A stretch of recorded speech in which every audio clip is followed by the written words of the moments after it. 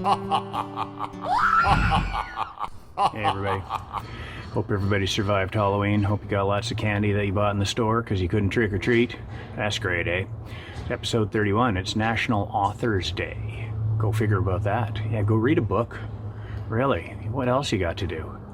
On this day in 1944 in Chicago, great author, great detective novelist, Kinky Friedman was born. Also connoisseur of fine cigars and cowboy shirts. Kinky Friedman, author of Kill Two Birds and Get Stoned and Armadillos and Old Lace. He wrote some great detective novels, starring himself. Yeah, you should check those out. They're good. On this day in 1907, Alfred Jarry died. He was the author of the play Père Ubu. Père Ubu. Remember that guy? The central character. He's notorious for his infantile engagement with the world. He inhabits a domain of greedy self-gratification. Fat, ugly, vulgar, gluttonous, grandiose, dishonest, stupid, evil, voracious, greedy, cruel, cowardly, evil. Did I say evil twice? Remind you anybody? Anyway, up till 4 years ago, Père Ubu was the most ridiculous political figure in the world, but that has been superseded. So, public announcements. Don't forget to set your clocks back at 2 a.m. We get an extra hour sleep. Yay. And this week, I'm still on about bad men. I guess it's a Halloween hangover.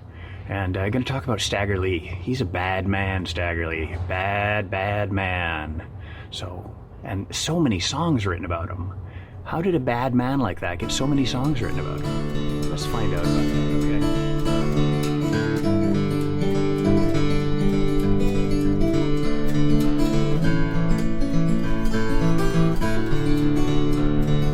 Police officer, how can it be you can arrest everybody but poor Stagger Lee, that bad man, oh cruel Stagger Lee. Billy Line told Stagger Lee, please don't take my life, I got 2 little babies and a darling loving wife, that bad man, oh cruel Stagger Lee. What I care about your babies or your darling loving wife, you done took my Stetson hat, I'm bound to take your life, that bad man, no cruel Stagger Lee.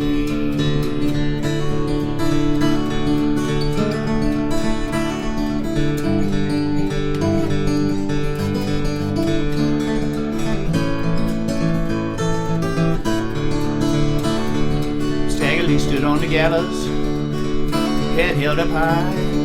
12 o'clock they killed him, we were all glad to see him die, that bad man, oh cruel Stagger Lee.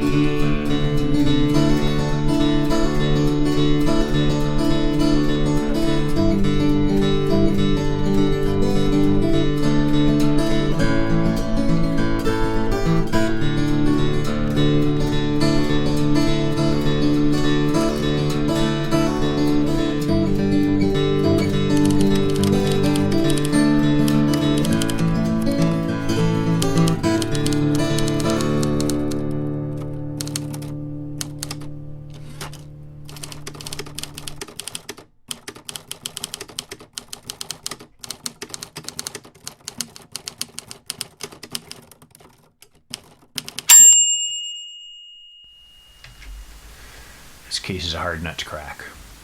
We got a stiff cooling in the morgue.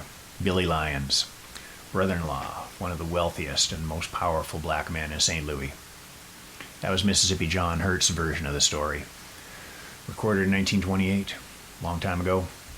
The murderer goes by a lot of different names. Stagger Lee, Stacko Lee, Stack Lee, Stag.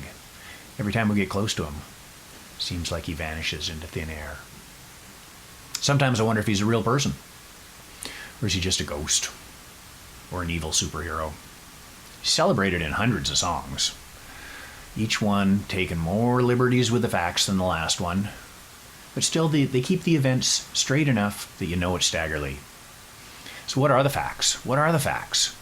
Okay, it's 1895, St. Louis, Christmas Day. St. Louis has a big red light district. Chestnut Valley, anchored by Market Street. It's the only place in town where white people and black people can freely congregate. Remember, Jim Crow laws are in effect here. and all through the South.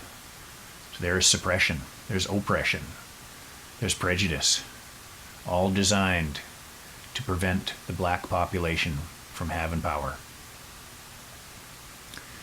So our cast of characters here. Let's introduce Billy Lyons. So Billy Lyons been drinking with his buddy Curtis in the Bridgewater Saloon in the Chestnut Valley area. And they decide they're going to take a little walk down to the Bloody Third District, and they're going to have a drink at the Billy Curtis Saloon. Now, newspaperman Joseph Pulitzer was working in St. Louis at that time. Yeah, that Pulitzer, the prize guy. And he described the Billy Curtis Saloon as one of the worst dens in the city, patronized by lower-class rivermen. Whatever that means. So, our friend Billy and his buddy Curtis, they walk down there. Before they go in the saloon, Billy says, Curtis, you got to give me a weapon. We can't go in there unarmed. I don't have a weapon on me, sorry. I forgot. So Curtis gives Billy a knife, and Billy's okay with that. These are rough guys, okay? You know, even if they're he's relatively well off. This is a rough world. So they walk in. They would have seen some gambling. They would have seen some drinking. They probably would have seen some prostitutes hanging around, you know. And Billy and his buddy, they ordered a drink. In the door walks Lee Stack Shelton. Lee would have been dressed pretty fine. Lee was what they call a Mac. A Mac in those days was the upper echelon of the pimps. So he was dressed in the finest, latest Paris fashion for men. He would have had the best fabric. There would have been colorful. It would have been ostentatious. And he was wearing a hat. The Macs wore hats, and they wore hats of many colors. Never black. So Lee walks in, and he goes to somebody at the bar, and he says, who's treating? Lee's about 30 years old, 5'7". He's got one crossed eye. Got a couple scars on his cheek. Got a few other scars, too. He says, who's treating? So somebody at the bar goes like this. He points at Billy Lyons. Now, Lee knows Billy. These guys grew up together. They've known each other their whole lives. Lee walks over and joins them. Billy and his buddy, they start drinking, laughing, having some fun, meeting with your old friends. Thing is, even though they share a lot in common in their history, they have one thing that divides them. Billy is a Republican. He is part of the old establishment. Now, the Republicans were the party of the black people in St. Louis originally because that was Abe Lincoln's party. But now the Republicans are turning into the party of Jim Crow. So that means there's a lot of black people going over to the Democrats. Now, Lee Stack Shelton, he's a Democrat. He is part of this group known as the Colored 400. And there's a lot of these Colored 400 groups around the state, and they're kind of a social group, you know. They organize lectures and outings, and it's also kind of a front for gambling and prostitution. It's basically a gang. So in 1895 in St. Louis, politics kind of devolved into gang warfare. So, you know, it's basically how many guys can you muster with sticks and bottles and knives to hold back the other gang who are also armed with sticks and bottles and knives. So yeah, a lot of fisticuffs, a lot of roughhousing going on. Back to the Billy Curtis Saloon. So Stack and Billy, yeah, they're drinking, but the conversation turns to politics, which is never good, right? And things get a little more animated. So they start kind of pushing each other around, slapping each other a little bit. It's not serious. They're not punching each other out. They're just kind of getting a little physical. So at one point, Lee Stack Shelton knocks off Billy's hat. He had a derby, knocks it off, and it kind of crushes it, wrecks his hat. Billy goes, "Hey man, that's my hat. Give me six bits for that hat." And Lee's going, "Nah." And so Billy grabs Lee's hat off of his head. And Lee is not happy about this one little bit. He says, "Hey man, give me back my hat right now." And Billy's going, "No, you got to buy me a new hat. I'm keeping your hat." So Lee pulls out his pistol and whacks Billy Lyon on the head, pistol whips him. Billy Lyon pulls out his knife that he was just given. He says, "You cockeyed bastard, I'll make you kill me."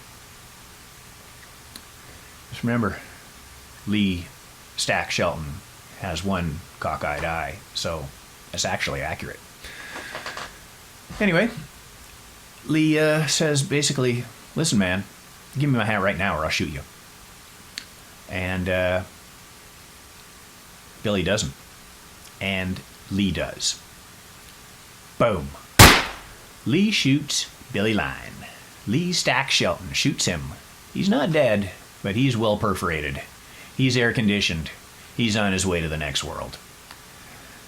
Lee walks over to Billy, picks up his hat, cool as can be, puts it on his head, looks down at the dying Billy and says, "I told you to give me my hat." And he walks out. So they call the cops, they call the ambulance. Billy dies. And the cops go after Lee.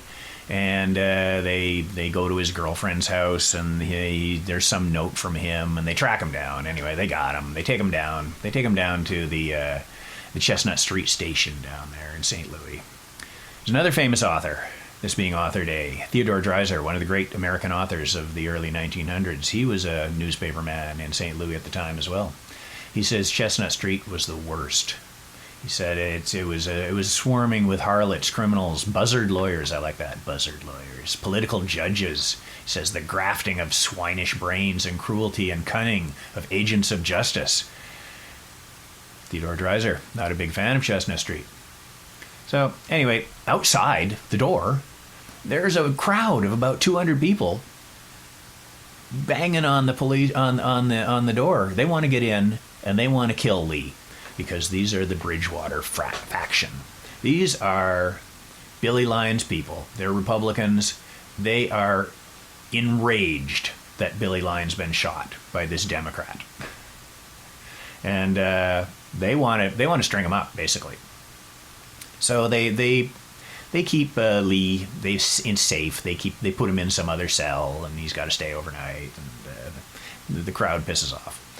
So eventually, next day or within a day or two, Lee hires a lawyer. This guy, Nat Dryden. Nat Dryden's the best lawyer in town, white man, but he is also an alcoholic and an opium addict. Which these may be, I don't know. These may be good qualities in a lawyer, possibly. Anyway, he's the best lawyer in town.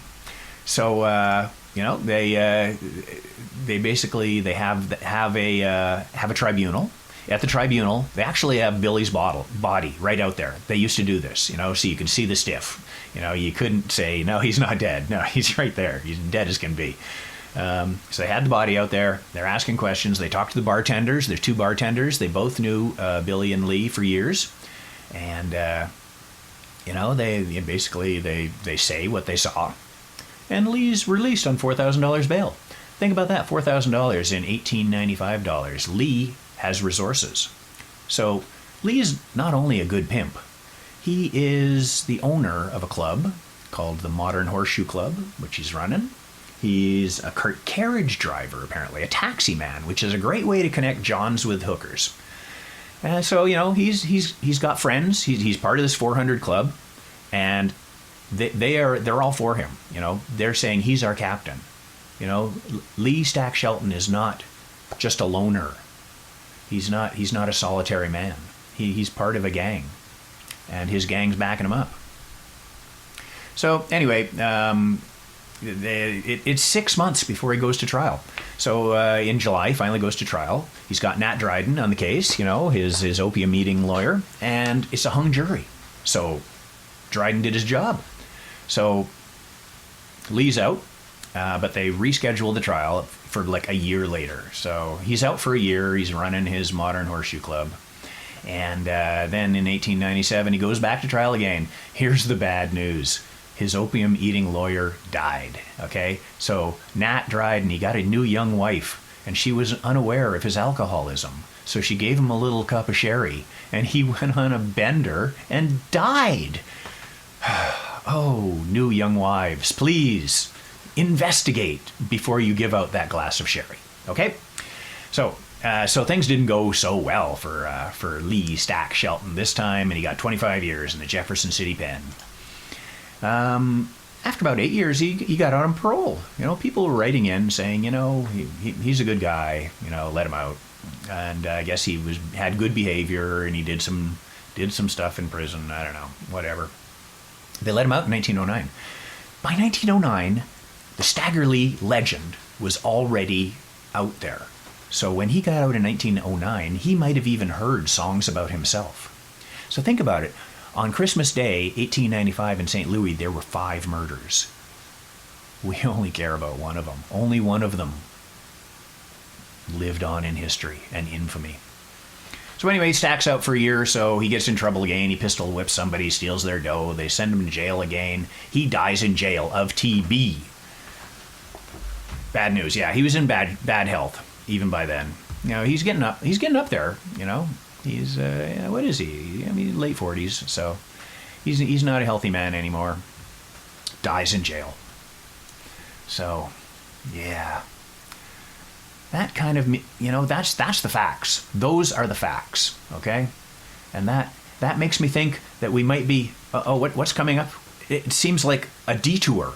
Oh no, not a detour. All right, detour. What's going on in St. Louis in 1895 besides murdering? I'll tell you what's going on. Ragtime music. Ragtime music is being invented. The music of the new century. The exciting music of the new century is being invented in the whorehouses of St. Louis. And one of the guys that's doing it, one of the main guys that's doing it, is this fellow named Tom Turpin. He is writing some of the very first rags. He is inventing this new musical style. He's big buddies with Scott Joplin, you know, the big ragtime hero. And later on, he actually opens his own club, the Rosebud Club, which is the CBGBs of ragtime. It is ground zero. It's the happening place. But before he opens the Rosebud, Tom is playing around in some of the local whorehouses on Market Street. And one of the greatest, classiest ones is Madame Babe's. Okay, so Madame Babe's, you walk in there, everything is glittering like diamonds and gold. There's nice rugs. There's beautiful women that Madame Babe brings up from New Orleans. It's a high-class joint, man. So a lot of people want to go there. When Oscar Wilde was coming through town, he wanted to go there. Sounds great, right? Madame Babe says no. Madame Babe had some very 1895 ideas about sexual preference. So Oscar was not allowed in. I'd like to think that if Madame Babe was alive today, she might change her mind on that. No telling. Anyway, lots of famous people went there. And Tom Turpin actually played piano there. Okay, so Tom Turpin inventing ragtime there, you know, in the main room of Madame Babe's, you know, everybody else whoring around, and Tom Turpin busy at the keys. He has this song that he's adapting called the Bully Song. And it's an older song, and it's basically about one bully beats up and kills another bully, and everybody's happy. You know, nobody loved the old bully. Everybody loves the new bully for that. So Tom has this song. Now, there's one other person that Madame Babe is letting in, and that is May Irwin. So normally Madame Babe does not allow women in the whorehouse unless they're whoring, okay? But May Irwin is an exception. May Irwin from, wait for it, Whitby, Ontario. Yes, Whitby, Ontario, terminal point of the Underground Railroad in some areas. So, May Irwin, Canadian woman, white Canadian woman, big buddies with Madame Babe. And she's hanging out there. She's got her feet up on the ottoman. She's drinking colored liquor. They're laughing. They're cavorting. They're doing whatever ladies do in a whorehouse. And while she's doing that, May hears Tom Turpin playing this bully song. And she says, I love that song. So she says, I want to use that song in my vaudeville act. So she takes the song and she puts it into this vaudeville act that she's doing called The Widow Jones. The Widow Jones runs in 1895. It's a huge hit. And the biggest part of the hit is people love the bully song. So she's singing this song in this kind of black dialect. Let me tell you, that would not fly today. But it was 1895. What can I say? I can't change the past. So she's doing these songs in this dialect. People are just eating it up. They love it. The thing is, the bully song actually kind of morphs into the Stagger Lee song in some ways. And it's quite possible that Tom Turpin actually wrote the first version of the Stagger Lee song because Tom knew Lee Shelton. Tom actually signed a petition to get Lee out of the Jefferson City pen. So these guys had a bit of a history. I don't know how well they knew each other, but they were aware of each other. So there's Tom. He's writing this song. The Stagger Lee murder happens. The Stagger Lee song comes out. Tom Turpin, probably. It was described later by some other people as being a song in a slow ragtime. So could very well be. The other thing about May Irwin is Thomas Edison, the inventor, saw her in her show, and he loved her so much that he invited her to become part of a little film he was making called The Kiss. Because in The Widow Jones, there's a scene where she kisses someone, and he loved that so much that he made this film called The Kiss. And that's pretty much all it was, and it was the first cinematic recording of a kiss in history. Whitby, Ontario. You sexy things. All right, back to our regular program. So here's the problem. Facts don't matter in this case. The song moved across the country. The song got bigger than the man. The song got bigger than the murder. The song became a vessel that oppressed people could pour their sadness and their anger and their disillusionment into, and they could come out as winners. It was recorded a lot of times. It was recorded in 26 by Frank Hutchinson. That's the version Bob Dylan does. Ma Rainey did it in 26. Mississippi John Hurt did it in 28. Lloyd Price did it in the 50s. He did the rock and roll version. Nick Cave did his own version, his own great version later on. The recorded versions don't actually matter.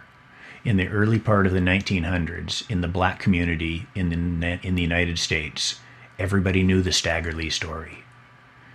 And everybody could take a piece of it anytime they want and spin their own legend and take a little bit of that magic power.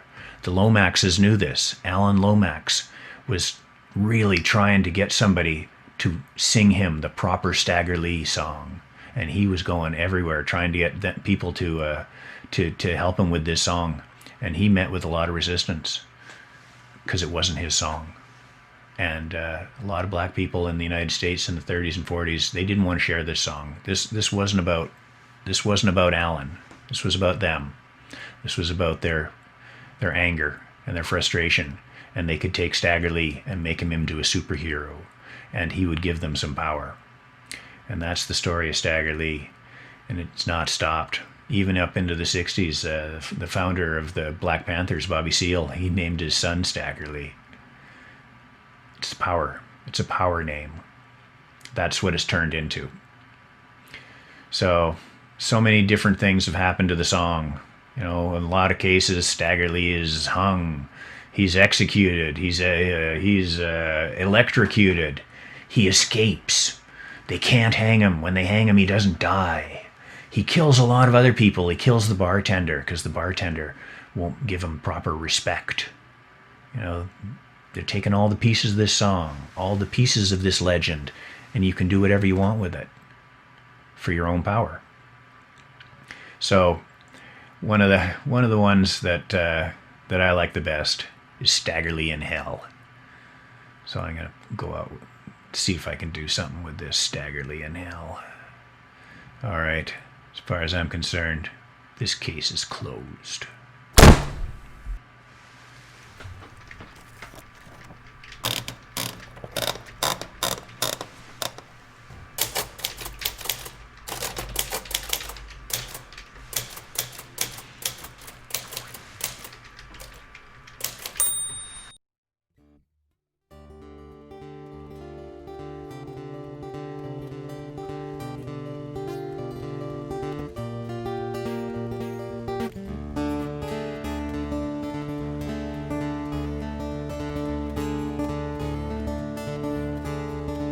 There was a rumble in the earth, roar in the ground. That was Stagger Lee, changing hell around. Yeah, that was Stagger Lee, changing hell around.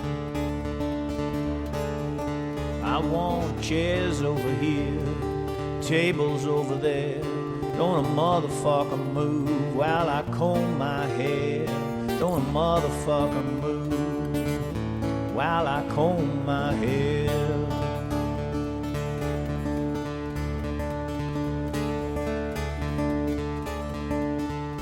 Devil said, look, Stack, I hear you're a pretty bad man up there, but you know you're down here now, and you know you met your match. You know you're down here now, and you know you met your match. Stack said, get your pitchfork and I'll get my 2 smoking 41s. The 2 of us bad motherfuckers gonna have a lot of fun. Yeah, the 2 bad motherfuckers, we're gonna have us a lot of fun. The devil got his pitchfork, Stagger Lee got his 41s. Those 2 bad sons of bitches, they sure had a lot of fun. Those 2 bad sons of bitches, they sure had a lot of fun.